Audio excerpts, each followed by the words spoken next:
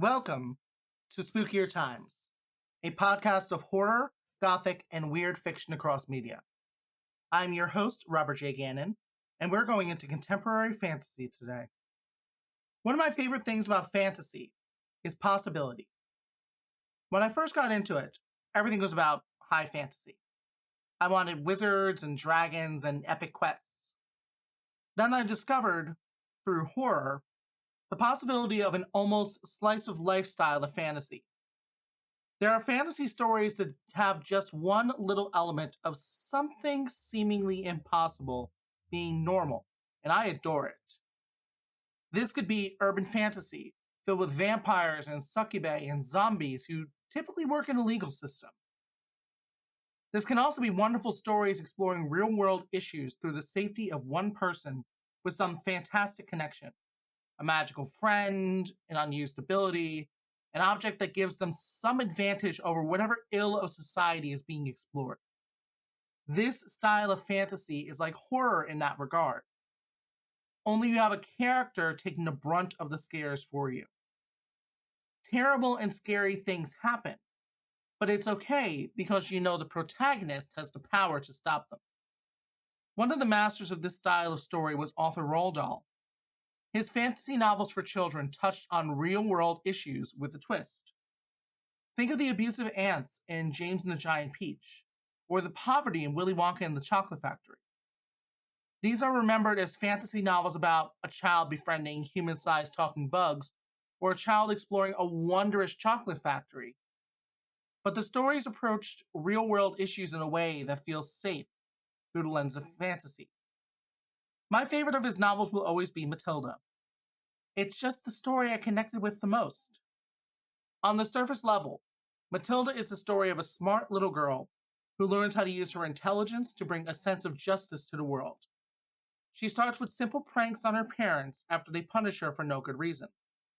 A few chapters later, she's outsmarting the world's worst principal, Miss Trunchbull, on behalf of all of her fellow students, and even helping the kindest teacher in the world, Miss Honey, reclaim her own life.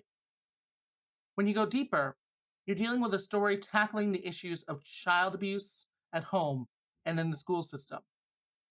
Matilda does everything right to have a happy childhood, yet her parents have decided she is a bad child who must be punished for sitting quietly and reading.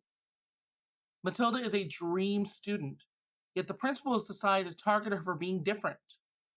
Still, this young girl faces every obstacle with a positive attitude and a strong moral compass. She knows that bad people do deserve to be punished. She also knows she is not a bad person, and neither is any child she goes to school with. If no one will punish the adults so they learn to do better, then she has to do it herself. Looked at in this context, Matilda sounds like a deeply upsetting text.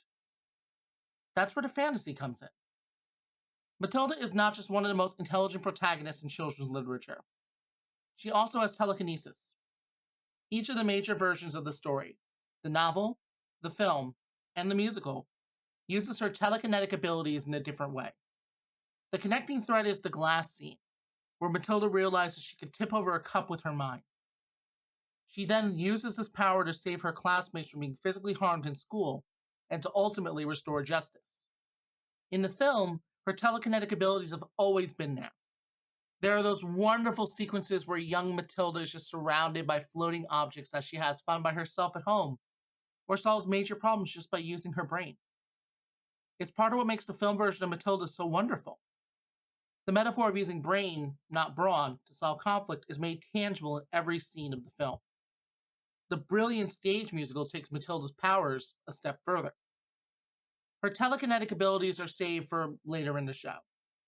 Instead, this version of Matilda is psychic without even realizing it. There's a new story element that creates these beautiful and grotesque moments of a child telling tales. Matilda writes stories that come alive on stage. Her main subjects are an acrobat and an escapologist, who perform the most daring feats the world has ever seen. As the story progresses, the audience is meant to realize that Matilda is somehow writing the true story of Miss Trunchbull and Miss Honey. She starts telling the story before she's even entered the school for her first day. It seems like a silly game of pretend until you start connecting all the dots. This isn't Matilda's only psychic gift in the show. Her intelligence is still played as being off the charts, but she's able to pick up on details that the other people in the scenes just do not understand. Did young Matilda really know what narcolepsy was when she saved poor Nigel from an unjust punishment? Or did she tap into the only possible excuse the Trunchbull could believe to save a child she never met before from a punishment she didn't even know existed? Does she actually understand the intricacies of the used car trade when her father announces his newest highly illegal scheme? Or does she somehow pick up on this knowledge by reading the people around her? This little girl always has the perfect solution to every problem without necessarily understanding everything that's happening. Matilda in the musical is clearly a young child who just really likes to read, but she's always wise beyond any logical ability. The stage musical suggests that her true power is not telekinesis, but the ability to read any person or situation like a book.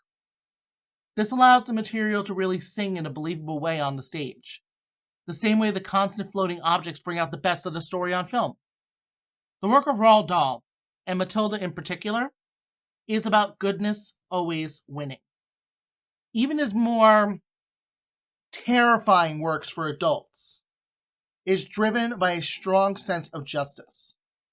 Matilda is a wonderful bit of fantasy, where a child's latent psychic ability allows the audience to safely explore a world filled with abusive adults in a safe way.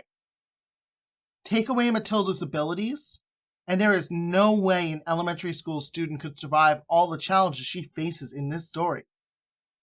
Let her harness her intelligence in a tangible way, and the audience gets to enjoy a heartwarming story of justice, a mask and a cape away from superhero territory. That's it for the new episode of Spookier Times. Once again, I am your host, Robert J. Gannon. You can find me at Robert J. Gannon on all social media. Check out the links below to find my books, including my new free collection of media criticism, SD Media Digest Volume 1, January to March 2021. Until next time, look into some more contemporary fantasy novels. You'll be surprised what awaits you beyond this spectacular and wondrous world of traditional high fantasy.